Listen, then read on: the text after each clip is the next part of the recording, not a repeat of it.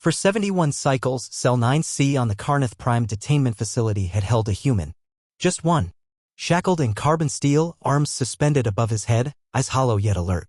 They never bothered to learn his name.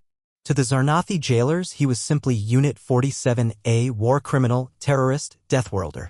To them, Earth was a broken rock of savages who had dared to defy the mighty Galactic Accord. The Accord had razed entire cities to get him. They thought they'd broken the humans when they took him alive. They were wrong. Every day, guards passed his cell, laughing in their tongue of clicks and screeches. Some spat acidic sludge at him. Some prodded him with shock rods just to hear the involuntary grunts.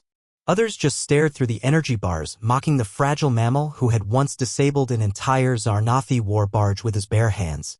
But he remained silent. No cries. No pleas. No hate. Until the chains snapped. It started with a tremor, faint, almost imperceptible.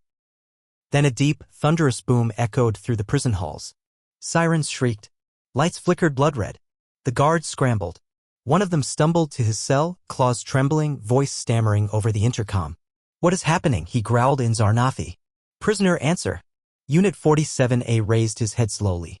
Muscles that had wasted away showed only the hint of past strength, but his eyes were burning. Human eyes. Blue. Focused. Awake. "Your people made one mistake," the prisoner said, his voice like grinding steel. "You left me alive." And then the chains forged from compressed neosteel, rated to hold Class 9 strength beings, snapped like brittle twigs. The guard didn't have time to scream. The human moved like lightning, lunging forward through the dissolving energy field. One blow shattered the Zarnathi's thorax. Another caved in its skull. The body slumped to the floor like jelly.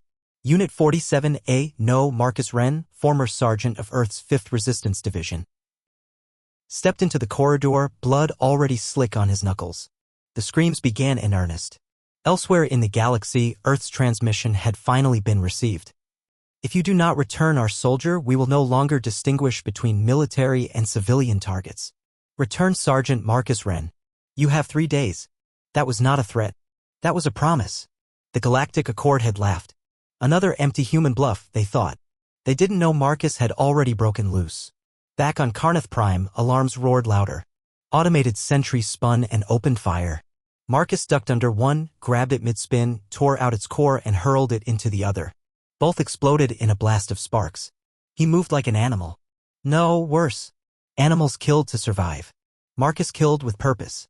The prisoners in other cells, Tarskins, Valorians, even a few humans long thought dead, watched in as the legend walked by, dripping in blood and fire. A Valorian called out, "What are you?" He freed every cell on the way.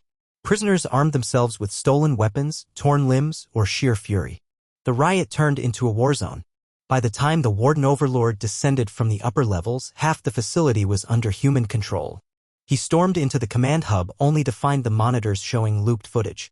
Marcus had rerouted the surveillance. He was already in the control tower. Warden Overlord Grelks barely turned when a cold breath touched his neck. "You wanted to break me," Marcus whispered. "But you forged me instead." The Zarnathi's body was found impaled through his own command terminal. It took 6 hours for the prison to fall. Marcus stood atop the main tower, shirtless, bruised, burned, but free. He activated the long-range transmitter.